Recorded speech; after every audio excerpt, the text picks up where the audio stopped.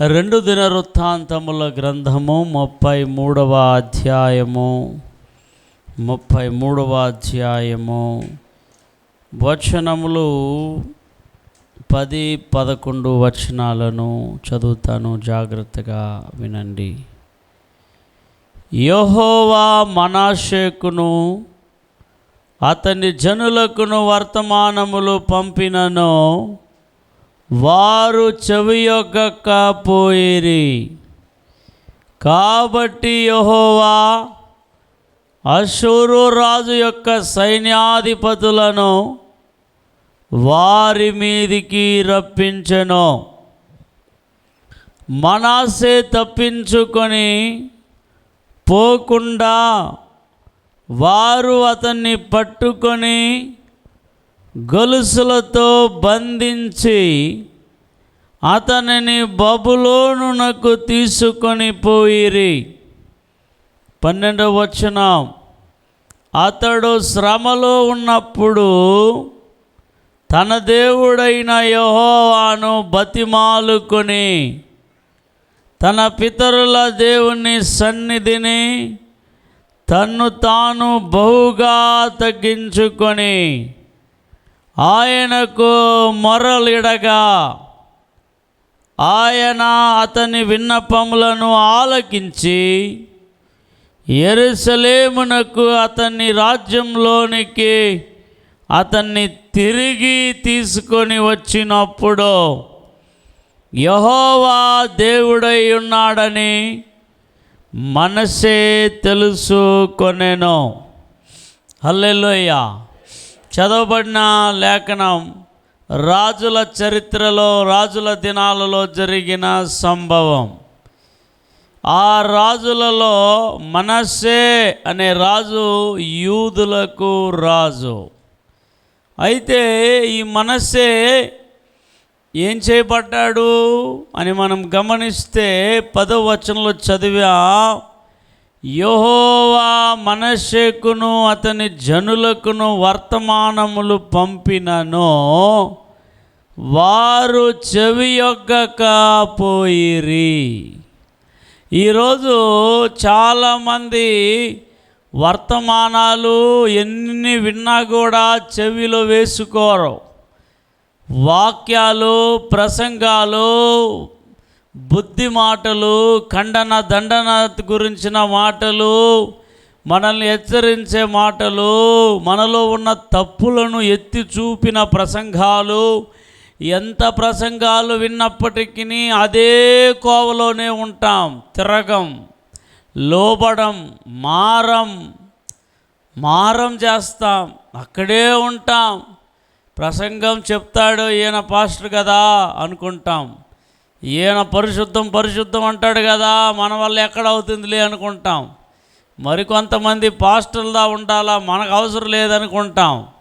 చెవి యొగ్గలేదు, తిరగనే లేదు. మనష్షేకును చెప్పాడు, తన జనులకును చెప్పాడు, అయితే తిరగలేదు. అయితే వాస్తవంగా మనష్షేను మనం గమనించినప్పుడు ఎందుకు దేవుడు వర్తమానాలు పంపించినాడు? ఎలాగైనా తన వైపు మరలా మనష్షేను తిప్పుకోవాలని. అసలు వర్తమానాలను పంపించి హెచ్చరించాల్సిన అంత గొప్ప తప్పులు ఏం చేశాడు మనష్షే? రాజు కదా, సింహాసనం ఉంది కదా, రాజ్యం పరిపాలన చేస్తున్నాడు కదా. అయితే ఈ మనష్షే చేసిన తప్పులు 1-2 కావు, దేవునికే కోపం పుట్టించే అంత పాపం చేశాడు మనష్షే. మనం కూడా అంతే, కొన్నిసార్లు దేవుని కోపం పుట్టించే కార్యాలు చేస్తుంటాం. అయితే గమనించండి, మనష్షే ఏం చేశాడు అని మనం చూస్తే, మీరు 33వ అధ్యాయంలో మనం 1-2 వచనాలు చదివితే అర్థమవుతాయి.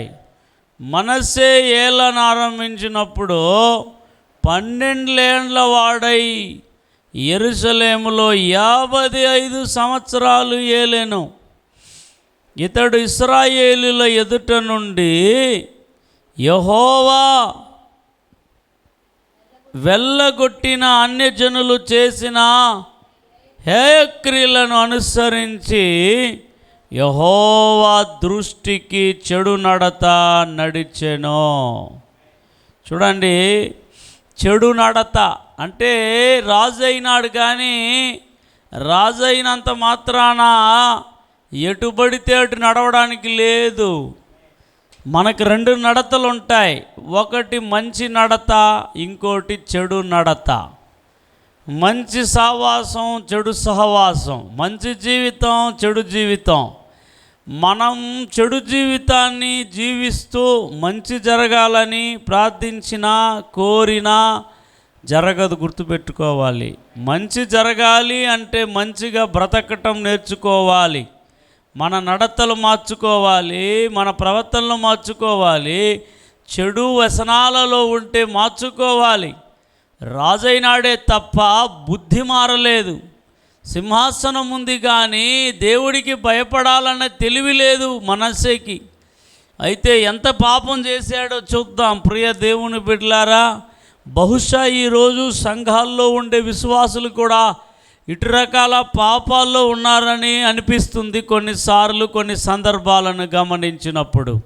చూద్దాం రండి, ఏమేం పాపం చేశాడో ఒక్కొక్క వచనాన్ని మనం చూస్తే 6వ వచనంలో నుండి ఆయన చేసిన ప్రచండమైన భయంకరమైన పాపాలు. మొట్టమొదటగా బెన్యిన్నోము లోయ యందు అతడు తన కుమారులను అగ్నిలో గుండా దాటించి ముహూర్తములను విచారించుచు మంత్రములను చిల్లంగితనములను వాడుక చేయో కర్ణపిచాచములతోనూ సోదెగాండ్రతోనూ సాంగత్యము చేయుచో యెహోవా దృష్టికి బహుగా చెడు నడత నడుచుచు ఆయనకు కోపం పుట్టించెను. ఇక్కడ గమనించాలి ప్రియమైన దేవుని బిడ్డలారా, ఇతడు యూదులకు రాజే కావచ్చు, అధికారం బలం ఉండొచ్చు, హోదా ఉండొచ్చు, కానీ ఈ 6వ వచనంలో ఆయన చేసిన తప్పిదాలు ఏమిటంట? కుమారులను అగ్నిగుండములో దాటించి అని రాయబడి ఉన్నది. అగ్నిగుండం ఎప్పుడు దాటిస్తారు? ఎప్పుడైనా చూడలేదా మీరు? అగ్నిగుండమును ఎప్పుడు దాటిస్తారు? పెళ్ళైనప్పుడు. స్తోత్రం, హల్లెలూయా. అగ్నిహోమం వేసి దాని చుట్టూ ఏం చేస్తుంటారు? ఇద్దరు తిరుగుతూ ఉంటారు. ఈరోజు క్రిస్టియానిటీ లోపలికి అన్నీ వచ్చేస్తూ ఉన్నాయి, అన్ని ఆచారాలు, వ్యవహారాలు. తర్వాత రెండవది ముహూర్తములను విచారించుచు. ఏం విచారిస్తున్నాడు? ముహూర్తం. ఈరోజు క్రైస్తవులే మరి, రక్షణ పొందిన వాళ్ళే మరి, వారు వివాహము కూతురుకో కొడుక్కో వివాహం చేయాలి అని అంటే ఎక్కడికి వెళ్తున్నారు? ముహూర్తాలు విచారించడానికి వెళ్తున్నారు. దేవుడి కోపం పుట్టించే పని. ముహూర్తాలు ఎవరు ఎక్కడ చూసేది? పెళ్ళేమో మందిరంలో చేసేది, పెళ్ళేమో పాస్టర్ గారు మందిరంలో చేసేది, కానీ డేటు టైం అంతా పెట్టించేది బాపునోడు. స్తోత్రం, హల్లెలూయా. విన్నారా మీరు? తెలుసా మీకు? మన ప్రక్క జరుగుతున్న పెళ్ళిళ్ళంతా అదే. ముహూర్తాలు విచారించకూడదు, దినాలు విచారించకూడదు, సమయాలు విచారించకూడదు. ఆమేన్. ఎందుకని? సమయాలు, దినాలు, నెలలు దేవుడు అన్నీ తన స్వాధీనంలో ఉంచుకొని ఉన్నాడు. అన్నీ ఆయన చేసినవే. ఆయన ఈ సమయం బ్యాడ్, ఆ సమయం గుడ్ అట్లా చేయలేదు. దేవుడు చేసిన ప్రతి దినం, ప్రతి సమయం, ప్రతి నెల మంచిదిగానే చేశాడు, కానీ చెడ్డదిగా ఎప్పుడు ఎక్కడ చేయా. ఆమేన్. మీరు ఆదికాండంలో చదివితే దేవుడు చేసినవన్నిటినీ చూసిన తర్వాత మంచిదే, మంచిదే, మంచిదే అని చెప్పాడు. చెప్పాడా? చెప్పలేదా? చెడ్డది అన్నాడా? చెడ్డది అన్నాడా? ఒక్కదానికి మాత్రం చెప్పాడు, నరుడు ఒంటరిగా ఉండుట మంచిది కాదు అన్నాడు. ఇంక వేరే ఎక్కడైనా చెప్పాడా? మీరు ఆలోచన చేయండి. ఇదన్నీ ఎవరు పెట్టుకున్నారు? మనుషులే పెట్టుకున్నారు. మంగళవారం ఇది చేయకూడదు, శనివారం ఇది చేయకూడదు, తర్వాత ఈ నెల పాడ్యమి నెల అంట, పాడుబడిన నెల అంట, మళ్ళీ ఏమో కత్తెరలు అంట, తర్వాత ఇంకేమో చెప్తారు, ఏమండి పీడ నెల, పీడ విరుగుడైపోతుంది, పీడ నెల. తర్వాత ఏం నెలలు బ్రదర్ సిస్టర్? చాలామంది ఇలా ఫోన్ చేస్తుంటారు, పాస్టర్ గారు మేము ఈరోజు పునాది రాయి వేయాలి. వెరీ గుడ్, చాలా మంచిదమ్మా. సరే ఎన్ని గంటలకు వేయాలి? 5:30 6:30కి వేయాలంట. స్తోత్రం, హల్లెలూయా చెప్పండి. ఈ 5:30 6:30 చెప్పినారనుకోండి, అప్పుడు అర్థమైపోతుంది మనకి వీళ్ళు సమయాన్ని విచారించుకొని వచ్చినారు. స్తోత్రం, హల్లెలూయా. ఏమమ్మా 6:30కి పైన వేసుకుంటే ఏమమ్మా అని అడిగాను అనుకోండి, అప్పుడు 6:30కి పైన వేస్తే బాగలేదంట అని చెప్తారు వాళ్ళు. అప్పుడు తెలిసిపోతుంది, ఓహో బాగుండే సమయం బాగలేని సమయం వీళ్ళకి బాగా తెలిసిపోయిందన్నమాట. ఎవరి దగ్గర? నేను చెప్తున్నాను గమనించండి. దేవుడు పెట్టినది మంచిది అని పెట్టిన దానిని ఈ పోటుగాడు ఎవడు బాగులేదనడానికి. నేను చెప్తున్నాను గమనించండి. బాగలేదు ఈ సమయం, ఈ నెల బాగలేదు, ఈ వారం బాగలేదు, ఈరోజు నీకు బాగలేదు అని చెప్పేవాడు ఎంత ఎదవో దాన్ని నమ్మేవాడు దానికంటే డబ్బులు వెదవ. స్తోత్రం, హల్లెలూయా చెప్పాలి, హల్లెలూయా చెప్పాలి గట్టిగా, ఆమేన్. ఎందుకంటే వీళ్ళంతా కూడా బైబిల్ పట్టుకొని మందిరానికి రానక్కర్లే, వాడి దగ్గరే పెళ్లి చేసుకోవాలి వీళ్ళంతా, ఆమేన్.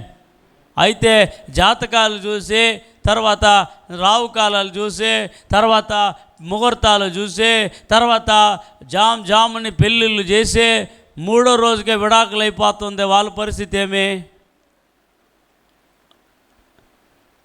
పేరు వాసులు చూసే కదా వాడు పెట్టాడు, వాడే కదా చేశాడు పెళ్ళి.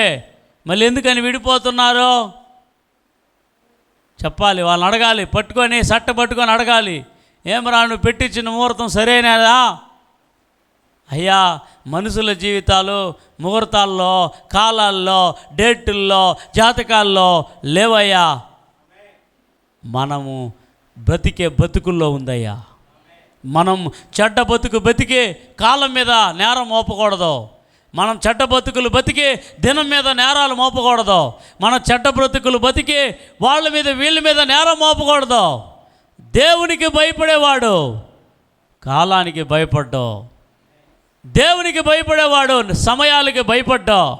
ఎందుకంటే ఆ టైం కూడా నా దేవుడు చేసిందే, ఆ దినం కూడా నా దేవుడు చేసిందే, ఆ నెల కూడా నా దేవుడు చేసిందే. నా దేవుడు చేసింది నాకు మంచిగా చేస్తాడు, కీడుకు చేయడు. ఒకవేళ అది నాకు బ్యాడ్గా ఉన్న దాన్ని నాకేంగా చేస్తాడు? గుడ్గా నా దేవుడు మార్చేస్తాడు. కానీ ఇక్కడ మనస్సే అనే రాజు తన పిల్లలకు ముహూర్తం విచారించాడు. ముహూర్తం విచారించేది అది దేనికైనా, ముహూర్తానికి మాత్రం కాదు, దేనికైనా నువ్వు డేట్లను చూసేది. ఈరోజు పాస్టర్లు కూడా కొంతమంది అట్లా తయారైనారు. క్యాలెండర్ తెచ్చేది, ఆ క్యాలెండర్లో ముహూర్త టైం రాసి ఉంటాడు, అదంతా రాసింది హైందవులే, హల్లెలూయా. ఆ ముహూర్త టైంలోనే పెళ్లి పెట్టుంటాడు. మన ఇండిపెండెంట్ పాస్టర్లు కూడా, స్తోత్రం, హల్లెలూయా, ఇండిపెండెంట్ పాస్టర్లు కూడా ఏం చేసేదంటే దానికంటే వాడికాంటి పోయి వచ్చేదే బెటరు. వాడు రాసే క్యాలెండర్లో అదే డేట్లో నేను చూస్తుంటా, పెళ్ళి అనగానే ముహూర్తం రోజే పెళ్ళిళ్ళు ఉంటాయి. ముహూర్తం లేని రోజు ఎవడైనా పెళ్లి చేయమని చూద్దాం. ఏమంటారు? అటు చూస్తున్నారు, హల్లెలూయా చెప్తాండి. అంటే డైరెక్ట్గా బాపనోళ్ళకి పోయే వాళ్ళు ఒక కేటగిరీ అయితే, ఇండైరెక్ట్గా బాపనోని పని పాస్టర్లు తీసుకున్నారు ఈరోజు. స్తోత్రం, హల్లెలూయా. పాస్టర్లు కొంతమంది తీసుకొని ఆ క్యాలెండర్లో చూసేది ముహూర్తం ఉంది, ఈరోజు ఉంది, ఆ రోజు ఉంది. ప్రియ దేవుని బిడ్డలారా, అది దేవుని దృష్టికి కోపాన్ని పుట్టించే చర్య. హల్లెలూయా. మొట్టమొదటిది అగ్నిగుండం దాటించాడు, రెండవది ముహూర్తాలు విచారించాడు, నాలుగవది ఏం చేశాడు? మంత్రాలను, చిల్లంగితనమును వాడుక చేయు కర్ణపిచాచములతోనూ సోదె గాండ్రలతోనూ సాంగత్యం చేశాడు. ఈరోజు చాలామంది మందిరాలకు వెళ్తూ ఉంటారు. చాలామంది క్రైస్తవులుగా గ్రామాల్లో మీరు చూసినప్పుడు ఏం చేస్తారంటే ప్రతిదానికి మంత్రగాళ్ళ దగ్గరికి, చిలక శాస్త్రం వాడికి దగ్గరికి, సర్పశకునాల దగ్గరికి, మేఘశకునాల దగ్గరికి, గారిడీలు చేసే వాళ్ళ దగ్గరికి, ఊర్లో ఎవడో వచ్చేయకూడదు. అట్లా జరిగింది చెప్తా, జరగబోయే చెప్తా. వాడికి జరిగింది తెలీదు, వాడికి జరగబోయేది తెలీదు. స్తోత్రం. వాడే ఒక శిలకెత్తుకొని తిరుగుతూ ఉంటాడు. వాడికే బతుకు తెరువురా సామే అని మనోడికి చెప్తాడంట. శిలక్కి నీ జీవితం తెలుసా? చెప్పాలి. హల్లెలూయా చెప్తారా? ఈరోజు ఎంత మూర్ఖంగా ఉన్నారంటే, ఆనాడు మనష్యేలాగా ఈరోజు కూడా బైబిల్ దేవుని దగ్గరకు వచ్చిన తర్వాత సత్యదేవుడు, నిత్యదేవుడు, జీవంగల దేవుడు, అన్నిటిని మార్చగల దేవుడు, సర్వము ఆయన స్వాధీనంలో ఉంచుకొని ఉన్నాడు. ఆయన చెప్పితేనే జరుగుతుంది, ఆయన ఆజ్ఞాపిస్తేనే అలాగా జరుగుతుంది. ఆయన ఆజ్ఞాపిస్తే దాన్ని తిప్పివేయగలవాడు ఎవడు అంటాడు ఆయన. నేను ఆజ్ఞాపిస్తే అట్లే జరుగుతాయంట. ఆమెన్ చెప్పాలి.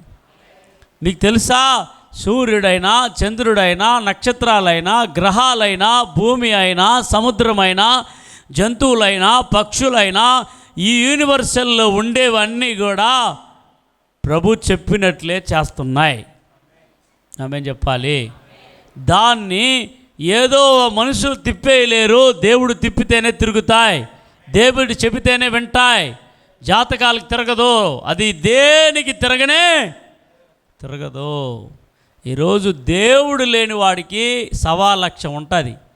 దేవుడు ఉండేవాడికి ఇవన్నీ పట్టించుకోడు. హల్లెలూయా. గట్టిగా ఆమె చెప్తారా? అలా భయపడతారా? ఊరికి ఈరోజు ఇట్లా పోకూడదంట. ఏమంట? పోరు, బస్సు ఏమైనా కదలదా, లేదంటే మనిషి ఏమైనా కదలడా, స్టక్ అయిపోతాడా? ఎంత మాయా. ఇట్లా ఎక్కకూడదంట. ఇంకో రోజు ఏమి ఎక్కితే ఏమవుతుంది? దమాన్ని పడిపోతాడా? స్తోత్రం. హల్లెలూయా. ఇవన్నీ మిమిక్రీలు. ఎంత భయంకరమైన అపోహలు ఆనాడు బ్రాహ్మణ్స్ ఆ దినాలలో పెట్టేనాడు జనాల్ని భయపెట్టేదానికి. ఆనాడు మన బైబిల్ దేవుని దగ్గరికి రాలేదు ప్రజలు, ఆ రోజు భయపడ్డారు. ఈరోజు నీవు నేను ఏ విగ్రహానికైనా, ఏ బొమ్మకైనా, ఏ కాలానికైనా, దేనికి నువ్వు భయపడనక్కరా లేదు. హల్లెలూయా. ఆమేన్ చెప్పండి. కానీ ఇక్కడ మనం గమనిస్తే ఎంతోమంది ఈరోజు మంత్రాలను టక్కని ఎదికి వెళ్ళిపోతారు. నేను చెప్తున్నాను, మంత్రాలను వెదికి వెళ్ళి చేసేవాళ్ళు మంత్రాలతోనే చస్తారు. వాళ్ళకి మంత్రాలు చేస్తే ఇతరులకు వాళ్ళు అనుకుంటున్నారు వాళ్ళని డ్యామేజ్ చేసినా, అనుకునేది సాధించేసినా, వారిని ఏమీ లేకుండా చేసేసినా, అట్లాగా ఆలోచన చేయవచ్చు. అయితే అది కాస్త కొన్ని రోజులు అలా ఉంటాయి, మొత్తము వారి మీదకే రివర్స్ అయిపోతాయి.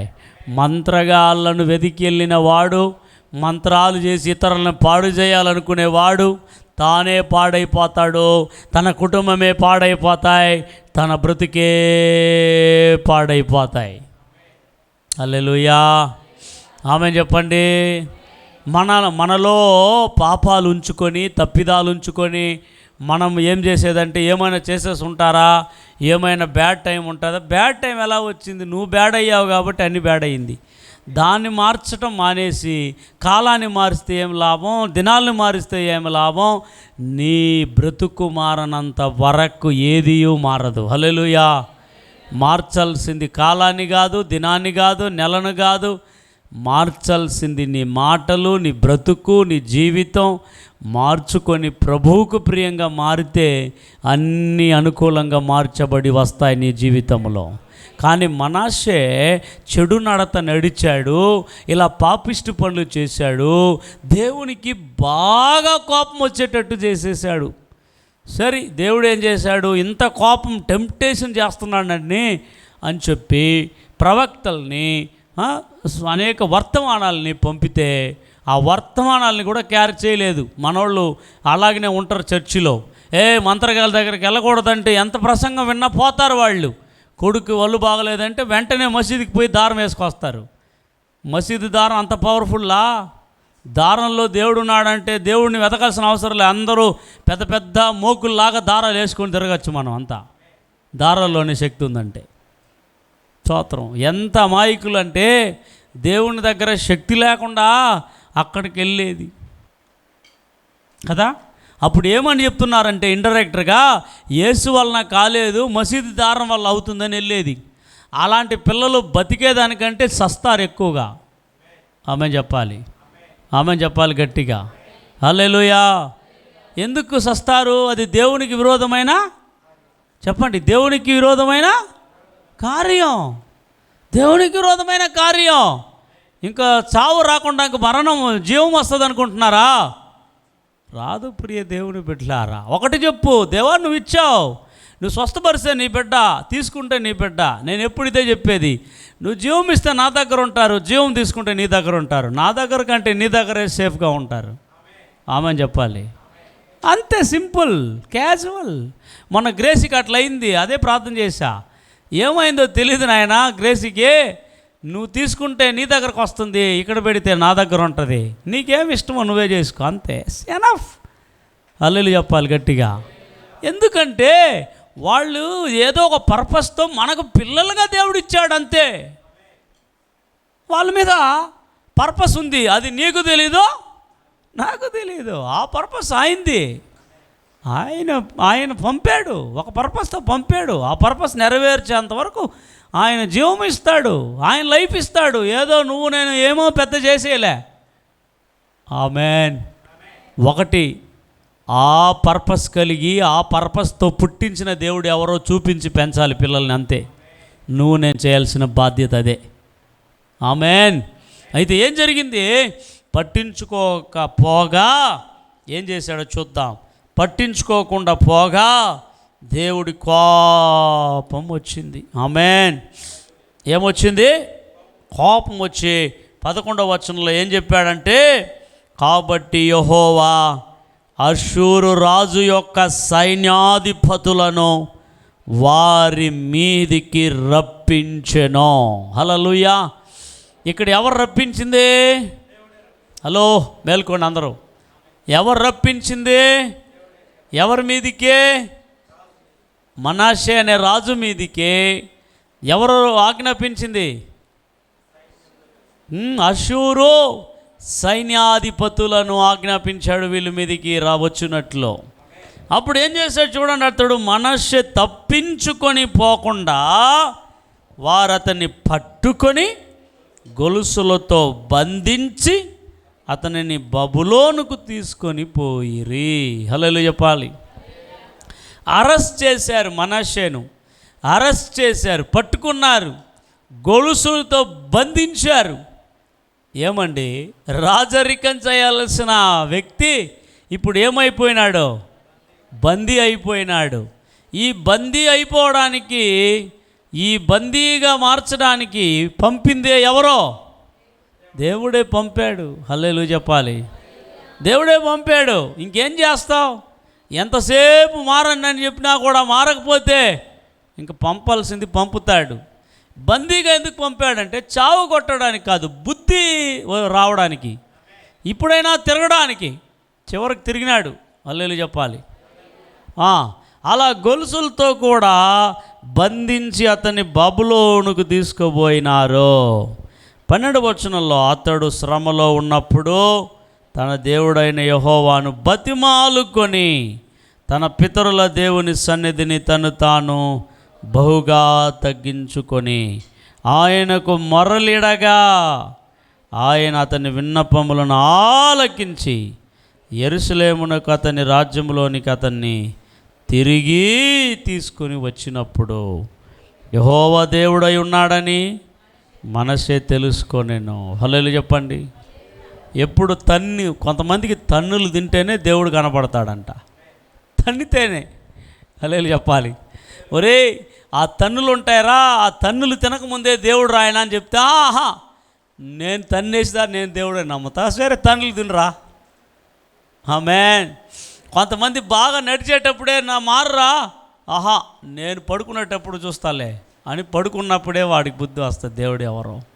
మనసే బతుకు కూడా అదే, మనసే జీవితం కూడా అదే. ఇప్పుడు ఇవన్నీ చేయకముందే యెహోవా ఏమై ఉన్నాడని ఎరిగి ఉండొచ్చు, దేవుడై ఉన్నాడని ఎరిగి ఉండొచ్చు. ఎప్పుడు ఎరగగలిగాడంట? అతని గొలుసులతో బంధించి తీసుకుపోయినప్పుడు, ఒరే రాజు ఏమరా ఖైదీ అయిపోయిందా మనము, రాజు ఏమరా మనం బాసులు అయిపోయిందా మనం, ఇంత దిగజారిపోయినామే అని అప్పుడు తిరిగినాడంట.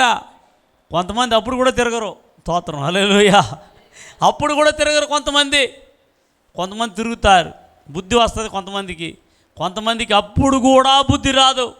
జైల్లో పెట్టినా బుద్ధి రాదు, ఖైదీలైనా బుద్ధి రాదు, శ్రమలు వచ్చినా బుద్ధి రాదు. మనస్సే అప్పుడు తిరిగాడంట, అప్పుడు దేవునికి మొరపెట్టినాడంట. ఏయ్ నువ్వు నా మాట విన్నావా, నీ మాట నేను వినాలనా, సావురాని సావు అని దేవుడు వదలాల్సినటువంటి దేవుడు మళ్ళీ కనికరపడ్డాడు. మన దేవుడు ఎంత గొప్ప దేవుడో చూడండి. మళ్ళీ కనికరపడ్డాడు. నువ్వు ఇలా చేసావు కదా, నువ్వు నీ సావురాని వదిలేసి ఉంటే మనసే ఏం చేయగలడు చెప్పండి.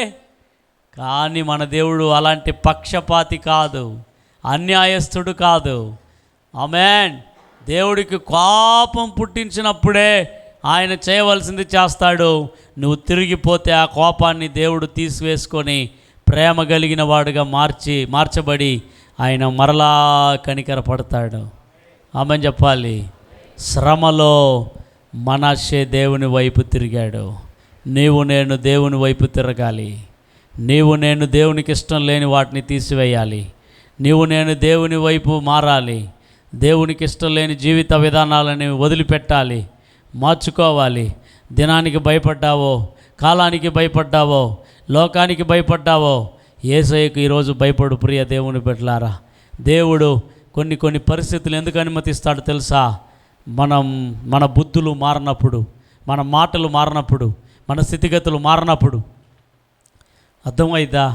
మనము ముమ్మాటికి ఎంతసేపు కూడా మనము మోసకరమైన ఆలోచనలు, అబద్ధంతో కూడిన మాటలు, ఊరకనే మన జీవితాన్ని అది వ్యర్థం చేసుకుంటూ బ్రతికినప్పుడు, దేవునికి ఇష్టం లేని జీవితాలు జీవించినప్పుడు దేవుడు చాలా కోపపడతాడు. మనస్సే మారాడు.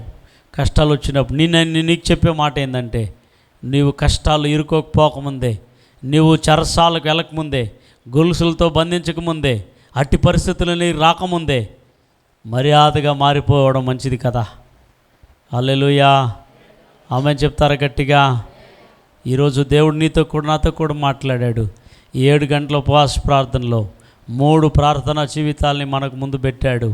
ఒకటి, పంపివేయబడిన హగరు ఇస్మావేలు మొరలను ఆలకించి వారిని జ్ఞాపకం చేసుకున్న దేవుడు.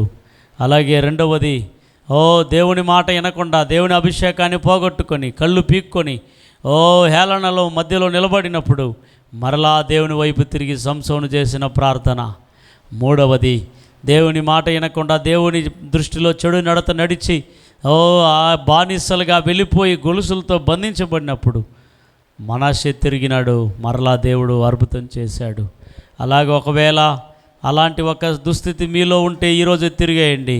ఒకవేళ అలాంటి దుస్థితి నాకు లేదు, నేను దేవునికి ఇష్టంగా జీవిస్తున్నాను అన్నట్లయితే అదే ఇష్టాన్ని, అదే విధమైన జీవన శైలిని ప్రభు రాకడ వరకు కొనసాగించి దేవుని దగ్గర మొరపెట్టండి, కన్నీళ్లు కార్చండి, నీ స్థితిగతులు మారాలని ప్రార్థన చేయండి. ఆనాడు ఆ యొక్క చిన్న పిల్లవానికి వాటర్ తాగించటానికి ఖాళీగా ఉన్న తిత్తెలను నింపడానికి దేవుడు ఆ నీటి బుగ్గలను, నీటి ఊటలను తెరచినట్లుగా ఈరోజే మన కోసం దేవుడు అనేక బ్లెస్సింగ్స్ని మనకి ఇవ్వబోతున్నాడు. హల్లెలూయా. ఎంతమంది రెడీగా ఉన్నారు పొందుకోవడానికి? ఆమేన్. హల్లెలూయా. అందరూ కూడా ఉన్న పాటను లేచి నిలబడదాం.